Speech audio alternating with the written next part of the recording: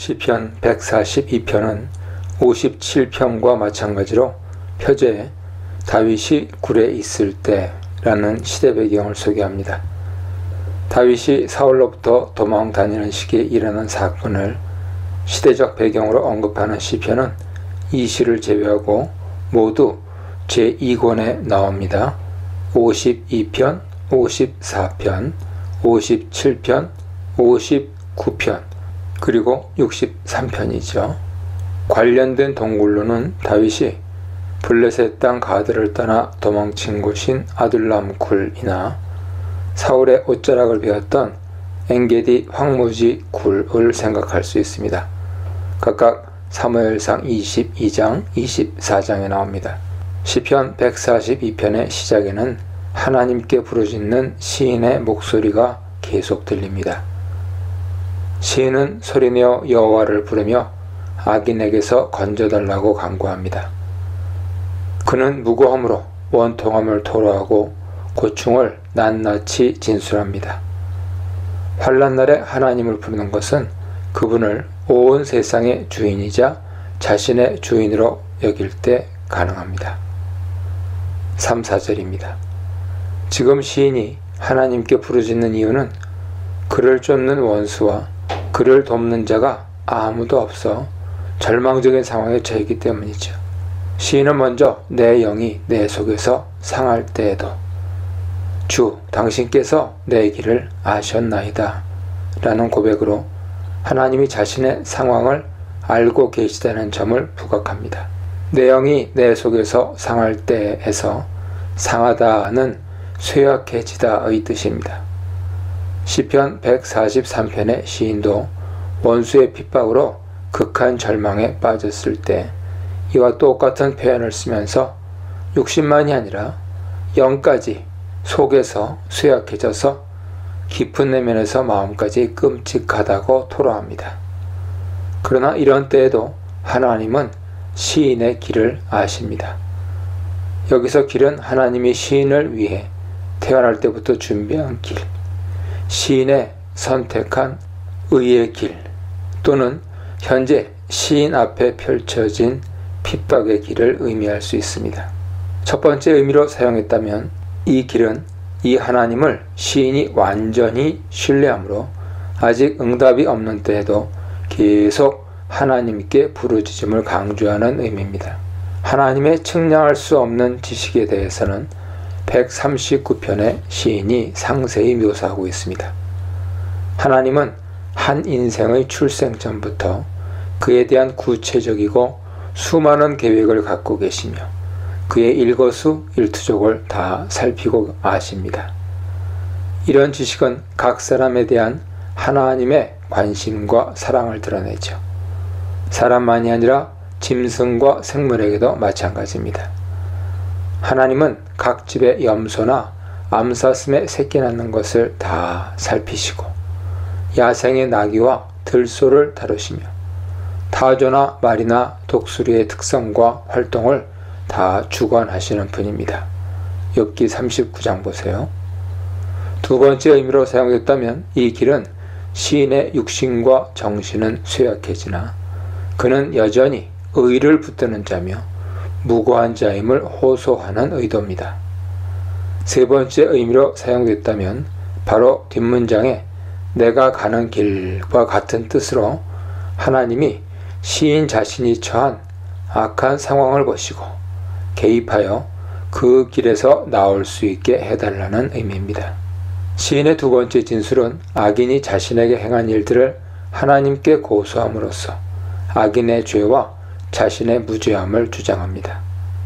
악인들은 시인이 가는 길에 그를 잡으려고 올무를 숨겼습니다. 이제 시인 앞에 놓인 길은 올무와 함정이 가득한 위험한 길입니다. 올무를 숨기는 행동은 비겁하고 악하여 악인들의 죄악을 더 드러내지만 반대로 시인의 잘못이 없음을 같이 나타냅니다. 시편 57편의 시인이 이런 상황에서 자신의 억울함을 호소한 것에서도 알 수 있습니다. 시인에게 죄가 있다면 공정하게 재판을 받아야 하겠지만 그렇지 않으므로 이들은 법정에 가는 대신 올무를 숨겨 짐승을 잡듯 시인을 잡으려 합니다. 표제를 고려한다면 사울과 그의 부하들이 도망다니는 다윗을 어떻게 해서든 잡으려 혈안이 되어 있음을 추측해 볼 수 있습니다. 세 번째 진술로 시인은 이제 자신의 상황을 하나님께 알리며 하나님의 긍휼을 바랍니다. 시인은 자신의 오른쪽을 살피시라고 청합니다. 오른쪽에 누군가가 있다는 것에는 호의적인 의미와 적대적인 의미가 있습니다. 시편 91편 7절, 스가랴 3장 1절 보세요. 여기서는 호의적인 의미입니다. 법정의 경우라면 시인을 변호하기 위함이고, 보통 때는 힘을 북돋기 위함이며, 왕좌의 경우라면 시인을 돕기 위함입니다. 지금 시인의 오른쪽에는 아무도 없습니다. 시인을 알아보는 자도 없습니다. 원수들은 무리지어 악을 행하고 다니지만 시인 주변에는 원수들이 진을 치고 있을 뿐 지지해 줄 사람이 없습니다. 5절입니다. 무수한 악인들의 핍박 속에서 홀로 몸부림치고 있는 시인을 지켜줄 분은 하나님뿐입니다. 인간 세상에서는 돌보고 도와줄 사람이 아무도 없지만 하나님만이 피난처와 분깃이 되십니다. 피난처는 표지에 나온 동굴 또는 요새나 산성처럼 전쟁이나 위험한 상황에서 사람의 목숨을 지켜줄 수 있는 곳이죠. 하나님이 피난처시면 얼마나 안전하게 시인을 지켜주실 수 있겠습니까? 분깃이란 기업의 다른 표현입니다. 1차적으로는 하나님이 언약을 통해 이스라엘에게 유산으로 주신 땅을 지칭하지만 물리적인 땅의 개념을 넘어 관계적인 의미와 대물림의 의미가 있습니다. 그러므로 시인이 하나님을 분깃이라 부르는 것은 하나님과의 언약 관계 안에서의 친밀함을 상기시켜 하나님의 개입을 촉구하려는 의도이며, 시인의 후손들까지도 하나님과 지속적인 관계를 유지할 수 있도록 시인을 먼저 건져주시기를 요청하고 있는 것입니다. 6, 7절입니다. 피난처와 분깃이신 하나님께 시인은 다시 기도로 매달립니다. 하나님께 소리내어 간구하고 원통함을 토로했는데 이제는 하나님이 부르짖음을 듣고 응답하실 때입니다. 6절에 들으소서라는 요구는 주목하소서라는 뜻이지만 궁극적으로는 구하소서, 응답하소서라는 뜻입니다. 시인은 자신이 심히 비천하다고 하나님께 호소합니다. 비천하다는 말은 작고 보잘것없다는 의미입니다. 따라서 이는 하나님의 긍휼을 내려달라는 기도입니다. 시인은 자기 원수들을 언급하며 구원을 간청합니다. 이들은 시인을 핍박하는 자들입니다. 핍박하다는 원래 뒤쫓다의 뜻이므로 이 표현은 전쟁터에서 군인이 대적을 죽이려고 마구 쫓아가듯 시인의 목숨을 뒤쫓는 상황을 가리킵니다. 그런데 시인을 쫓아오는 자들은 시인보다도 강한 자들입니다. 즉, 사회적 지위와 권력, 재물이나 학식 등을 소유한 힘있는 자라는 의미입니다. 이들은 자신들이 세운 악한 계획을 실행하는 일에 자신들이 가진 것을 휘두릅니다. 7절에서는 다시 간구로 돌아옵니다. 내 영혼을 옥에서 이끌어내소서라는 간구에서 옥은 실제 감옥이며 시인이 현재 감옥에 갇혔거나 포로가 되었음을 뜻할 수 있습니다. 또한 비유적으로 자신의 비참한 상황을 의미할 수 있습니다. 시 전체에서는 시인이 옥에 갇혔다는 직접적인 실마리가 없고 원수들이 올무를 놓고 시인을 쫓는 것으로 볼 때 옥은 비유적인 표현으로 보입니다. 시인은 자신이 하나님의 이름에 감사할 수 있도록 옥에서 풀어달라고 간청합니다. 하나님이 시인을 구원하시면 시인은 이스라엘 중에서만이 아니라 열방 중에서 하나님을 찬양할 것입니다. 그럴 때 의인들은 시인의 주변에 몰려들 것입니다. 하나님이 그에게 갚아주셨기 때문이죠. 이전에는 시인을 돌봐주거나 도와줄 자가 없었고 악인들만이 시인의 목숨을 노렸을 뿐입니다. 그러나 하나님이 시인을 건지시면 의인의 무리가 시인에게 하나 둘씩 모여들어 그의 주변을 두를 것입니다. 갚아주다는 선하게 혹은 악하게 대하다, 보답하다의 뜻이며 하나님이 시인에게 은혜를 베푸신다는 뜻입니다. 의인들은 그 구원의 응답에 감사할 것입니다. 이로써 하나님의 건지심에 대한 개인의 경험과 이에 대한 감사는 그와 함께한 공동체에게 간접적인 경험이 되고 하나님을 향한 공동체의 감사와 예배의 기회가 됩니다.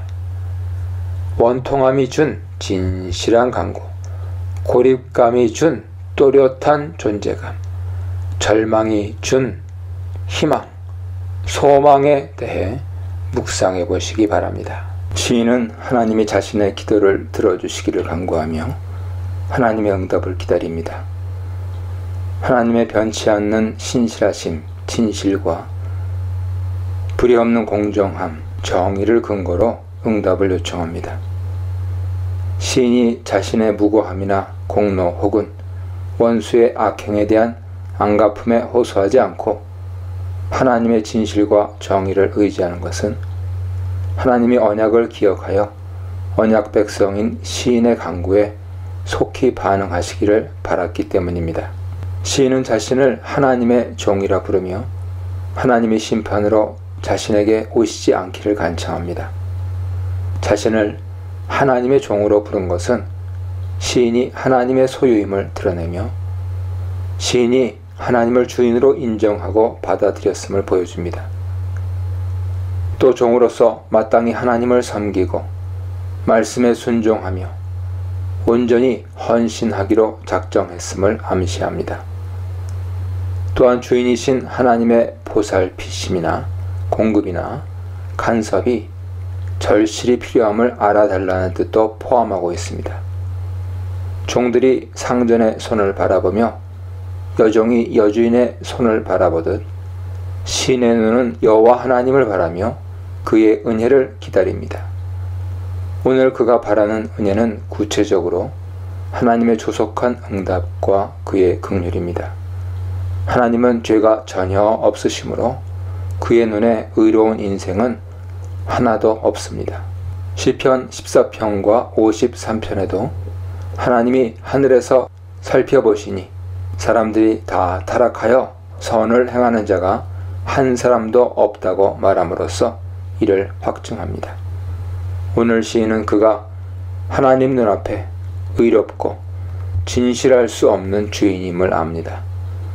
주인으로서 마땅히 심판을 받아야 하고 하나님께 진실과 정의를 요청할 수 없지만 인생이 다 보잘것없는 죄인임을 하나님이 불쌍히 여겨 시인의 간구를 들어주시길 바랍니다. 하나님 앞에 의롭다함을 받는 것은 전적인 은혜입니다. 3, 4절입니다. 시인이 주의 긍휼을 구하며 간구하는 직접적인 원인은 원수들의 극심한 핍박 때문입니다. 142편에서도 시인은 비슷한 상황을 기술한 바 있습니다. 시인의 원수들은 시인의 영혼을 뒤쫓았고 그의 생명을 땅에 눌러 부숴버렸습니다. 시인은 오래전에 죽은 자처럼 어두운 곳에 방치되어 있었습니다. 이런 비유적 표현들은 원수의 끈질기고 거센 핍박과 이로 인해 시인이 극한의 고통과 절망의 상태에 있음을 생생하게 나타냅니다. 그의 육체와 함께 영도 속에서 쇠약해지며 깊은 내면에서 마음마저 까무러칠 만큼 비참합니다. 5, 6절입니다. 영적으로나 육신적으로 쇠약해지는 현실 속에서 시인은 하나님이 옛적에 행하신 수많은 일들을 회상하며 암흑에서 일어나 빛을 향해 나갑니다. 하나님이 과거에 하신 일은 시편 105, 106, 135, 136편에서처럼 하나님의 창조와 이스라엘 역사 가운데 하나님이 행하신 놀라운 기적과 구원을 가리킵니다. 이를 회고함으로 하나님을 향한 감사와 찬양이 솟아납니다.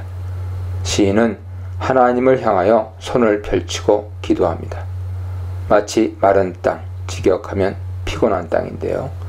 마른 땅이 하나님이 비를 내리시길 기다리듯 기진한 시인은 하나님을 향하여 손을 펼치고 기도합니다. 7절로 10절입니다. 시인은 하나님의 신속한 응답을 갈망합니다. 그는 오랫동안 기도해 왔습니다. 이제는 하나님이 응답을 서두르셔야 합니다. 시인의 영이 피곤하다는 말은 그의 영이 다했다, 기진했다는 의미로 자신은 더 이상 손쓸 것이 없음을 표하며 하나님께 긴박한 구조 신호를 보내는 것입니다. 하나님이 얼굴을 숨기신다면 시인은 무덤으로 내려갈 것이라고 진술합니다. 하나님이 얼굴을 숨기는 모습은 하나님이 그 사람에 대한 관심과 호의를 접고 반응하지 않음을 나타내죠. 무덤, 구덩이에 내려간다는 말은 죽어 수월로 내려감을 뜻합니다. 이스라엘 사람들은 사람이 죽으면 물의 가장 밑바닥에 있는 수월 구덩이로 내려간다고 생각했습니다. 이처럼 하나님과 시인의 관계는 단절되었고 이런 단절된 관계는 시인에게 죽음과 마찬가지입니다. 그러므로 시인은 아침에 하나님의 인자하심, 인자한 말씀으로 번역됐습니다. 하나님의 인자하심을 들을 수 있게 해달라고, 걸을 수 있도록 길을 알려달라고 간청합니다. 지금은 죽음과 같은 밤이므로 밝아오는 아침을 기다리며 하나님이 그의 얼굴을 자신에게 향하여 비추시어 조속한 응답의 은혜를 내려주시길 고대합니다. 이 기다림에는 하나님의 인도와 가르침에 대한 갈망도 함께 들어 있습니다. 하나님이 얼굴을 숨기실 때라도 시인처럼 포기하지 않고 계속해서 인자하심과 은혜를 구하는 것이 지혜로운 태도입니다. 죽을 것 같은 상황에서도 시인이 하나님과의 관계를 포기하지 않는데 그 힘은 온전한 신뢰에서 나옵니다. 하나님은 얼굴을 숨겼지만 시인은 자기 영혼을 주께 올려드립니다. 영혼을 올린다는 말은 8절 전반부에 의뢰하다와 같은 의미입니다. 9절에 와서야 시인은 나를 내 원수들에게서 건지소서라고 직접 구조 요청을 합니다. 시의 나머지에서 자주 나오는 기도에 응답하소서나 비유적이고 간접적인 간구도 결국은 원수들에게서 건지소서를 대신하는 간구입니다. 이 간구에 이어 나오는 내가 주께 피하여 숨었나이다 라는 말은 하나님을 신뢰하여 그분에게 숨었다는 뜻입니다. 10절에서는 8절과 유사하게 하나님의 가르침과 인도를 구합니다. 절망의 순간에도 시인은 하나님의 뜻을, 그분이 원하시는 것을 행하기 원합니다. 그 뜻을 제대로 행하기 위해서 하나님의 가르침이 절실합니다. 시인은 왜 이렇게 하나님의 뜻을 행하려고 할까요? 이 하나님이 시인을 자기 백성으로 삼아 언약을 맺으시고 자신의 말씀과 언약을 지키길 명하셨기 때문입니다. 그는 하나님을 의지하고 사랑하므로 억지로 순종하지 않고 자발적으로 적극적으로 하나님의 뜻을 배워 행하기를 원합니다. 하나님의 가르침을 행하며 시인은 공평한 땅으로 인도함 받기를 원합니다. 공평한 땅은 울퉁불퉁하지 않고 평평하고 거칠 것 없는 평지 땅을 뜻하죠. 하나님은 선하심으로 시인을 안전함과 평안함으로 인도하실 것입니다. 11, 12절입니다. 마지막으로 시인은 자신의 구원과 원수의 멸망을 하나님께 간청합니다. 11절에서 시인은 하나님의 이름과 공의를 힘입어 소생함을 얻고 환난에서 나올 수 있기를 구합니다. 하나님이 시인을 살리는 일은 그의 생명을 연장해 주는 의미가 아닙니다. 오랫동안 송장같이 내버려진 시인을 다시 살리는 능력이 나타나는 일이죠. 이는 시인의 간절한 기도에 대한 응답이자 시인이 죽은 줄 알고 있던 원수들에 대한 확실한 응징이며 하나님의 능력, 진실하심, 공의의 조화로운 실현입니다. 이제 12절에서는 원수에 대한 하나님의 심판을 간청합니다. 11절에서처럼 하나님의 속성인 인자하심에 호소합니다. 시인은 하나님이 원수들을 끊고 다 멸하시기를 간청합니다. 끊다는 침묵시키다의 의미입니다. 이는 뒤에 나오는 멸하다와 같은 의미로 죽어서 침묵하는 것을 뜻합니다. 이 원수들의 악행과 무자비함은 3, 4절에서 세 문장으로 설명되었습니다. 그러나 시 구석구석에 담겨있는 시인의 비탄과 절망감을 고려하면 그들의 핍박이 상상 이상이었음을 짐작케 합니다. 마지막으로 시인은 그가 하나님의 종임을 다시금 고백합니다. 2절에서는 시인이 하나님의 소유이자 헌신된 종이니 자기에게 긍휼을 베풀어 달라고 기도했는데 12절에서는 자신이 하나님의 종임으로 자신을 살리고 원수는 멸하여 언약적 사랑을 이뤄달라고 하며 기다립니다. 주를 기억하나이다. 진실과 의로 응답하소서. 살려주소서에 대해 묵상해 보시기 바랍니다. 시편 144편은 전쟁에서 왕에게 승리를 주실 여호와를 찬송하며 시작하고 여호와를 하나님으로 삼은 왕과 백성의 행복을 선언하며 끝나면서 온 세상의 왕이자 능력의 용사이신 하나님을 찬양합니다. 시인은 전쟁터에서 싸우고 있는 왕의 모습입니다. 왕인 시인에게 하나님은 반석, 사랑, 요새, 산성, 건지시는 이, 방패가 되십니다. 사랑, 헤세드는 언약을 기초로 한 하나님의 인애, 충성, 신실함, 사랑, 은혜, 긍휼 등을 함축하는 표현입니다. 하나님을 나의 사랑으로 부름으로써 하나님에 대한 사랑과 충성을 고백하며 하나님도 그의 인애로 응수하시길 바랍니다.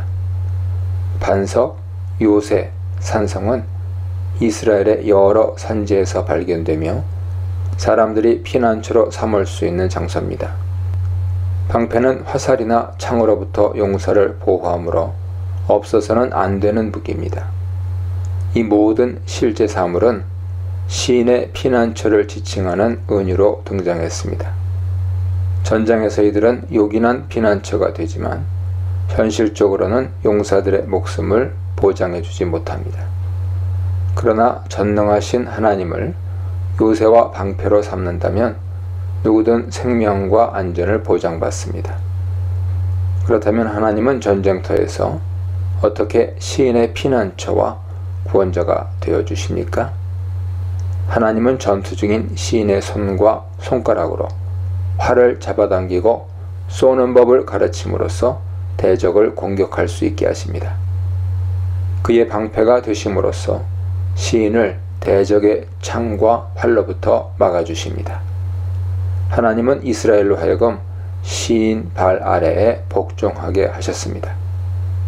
하나님이 시인을 이스라엘의 왕으로 세우셨다는 뜻이죠. 하나님은 이 왕을 위해 대적에게 보복하시고 이스라엘만이 아니라 열국의 백성이 그에게 복종하게 하실 것입니다. 3, 4절입니다. 피난처와 구원자가 되시는 하나님을 생각하면서 시인은 이 하나님이 돌보는 대상이 다름 아닌 약하고 보잘것없는 인생이라는 점에 주목합니다. 3절에 사람이 무엇이기에 주 당신께서 그를 알아주시며 인생이 무엇이기에 그를 생각하시나이까 라는 말은 4절과 연결됩니다. 이로써 하나님이 짧고 허무한 인생을 사는 자들에게 관심을 갖고 사랑하심에 송구스러워하는 시인의 모습을 보여줍니다. 4절의 헛것, 헤벨은 원래 숨, 입김의 뜻으로 허무함, 무상함, 짧음 등을 암시합니다. 지나가는 그림자 같은 날도 마찬가지 의미입니다. 이런 연약한 인생의 모든 것을 아시며 그에 대한 구체적인 생각으로 신경을 써주시는 하나님의 놀라운 사랑에 시인은 감탄합니다. 시편 8편에서도 사람이 무엇이기에 주께서 그를 생각하시며 인자가 무엇이기에 주께서 그를 돌보시나이까 라고 외치며 하나님이 만물 중에 인간의 지위를 존귀하게 높여 생물을 다스릴 수 있게 하심에 감격하며 감사합니다. 5절로 8절입니다. 시인은 연약한 인간인 자신을 하나님의 긍휼히 여기시고 직접 하늘에서 강림하여 이방인에게서 자신을 건지시길 구합니다. 이 단락의 내용은 사무엘하 22장과 시편 18편에 더 구체적으로 나오는데, 이들 본문에서는 하나님이 이미 강림하여 시인을 구한 과거 일을 회상하고 있으며, 이 시에서는 앞으로 그 일이 일어나기를 고대하고 있습니다. 전능한 용사로서 하나님이 그의 하늘을 열어 젖히고 들이우고 산 위에 강림하시기를 시인은 바랍니다. 산을 쳐서 연기가 나게 해달라는 간구는 하나님의 강림 때 산이 흔들려 산사태가 나고 화산이 터져 불과 연기를 낼 것이기 때문입니다. 만물이 이같이 요동하는 것은 창조주가 임하신 데 대한 반응이며 하나님이 대적에게 진노하셨음을 나타냅니다. 하박국 3장 보세요. 시인은 하나님이 이방 원수들에게는 천둥과 번개와 벼락을 활처럼 날려보내 그들을 혼비백산하게 만드시기를 요청합니다. 그러나 시인에게는 그의 손을 뻗어 넘실대는 물과 이방인의 손에서 건지시길 간구합니다. 오늘 시인의 대적들은 그들의 말과 행동을 온통 거짓으로 채우고 있습니다. 거짓, 샤브는 헛됨, 속임, 쓸모없음이라는 뜻이며 이방인들의 배신과 비열함을 나타냅니다. 9, 10절입니다. 전쟁에서의 승리는 왕에게 새로운 간증으로 하나님을 노래할 기회가 됩니다. 그는 10줄 비파를 타며 하나님을 찬양할 것입니다. 이 새 노래로 하나님이 다윗과 그의 후손 왕들을 구원하고 악의 칼, 그 해하려는 칼로 번역됐죠. 악의 칼에서 자유하게 하시는 분임을 전할 것입니다. 하나님이 온 세상의 능력의 용사이자 참된 주권자임을 전할 것입니다. 시인이 다윗을 언급하고 또 그를 하나님의 종으로 부름으로써 하나님께 자신과 다윗의 관계를 상기시키고 있습니다. 하나님이 다윗을 기름 부어 왕으로 세우셨고 그의 언약을 맺으셨음을 기억하시길 바란 것이죠.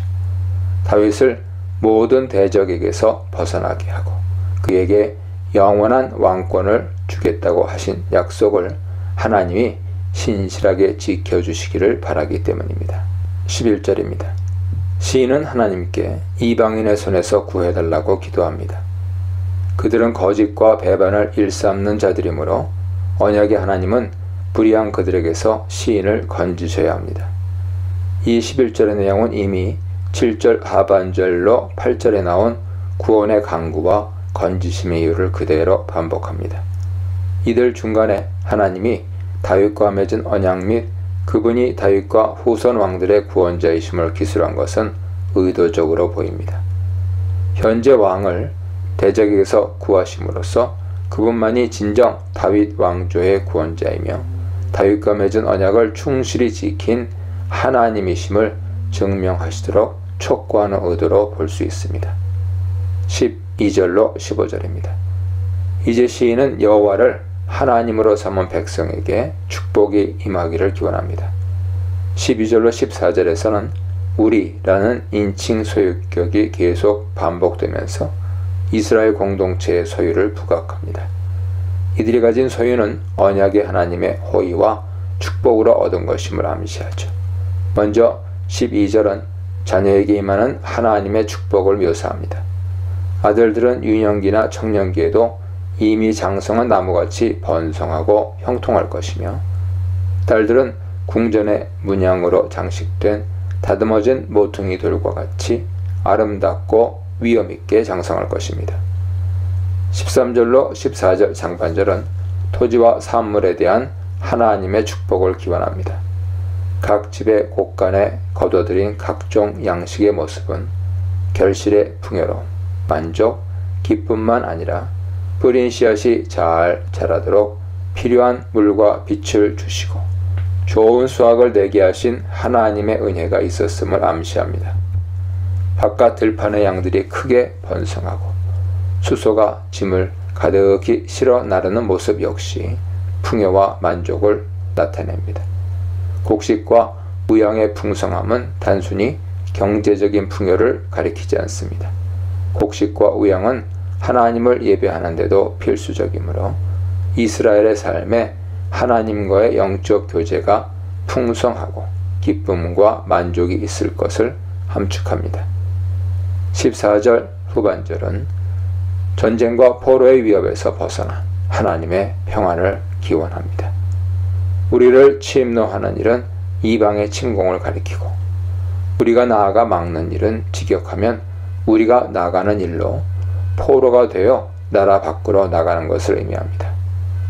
거리에서 슬피 부르짖음은 전쟁의 패망이나 나라의 멸망으로 인한 참혹함과 비참함을 암시합니다. 전쟁과 포로의 위험 없이 하나님으로부터 구원과 축복을 누리는 왕과 백성은 얼마나 행복합니까? 인간을 생각해 주시는 하나님, 거짓의 손에서 구원하시는 하나님, 자기 백성을 복되게 하시는 하나님에 대해 묵상해 보시기 바랍니다.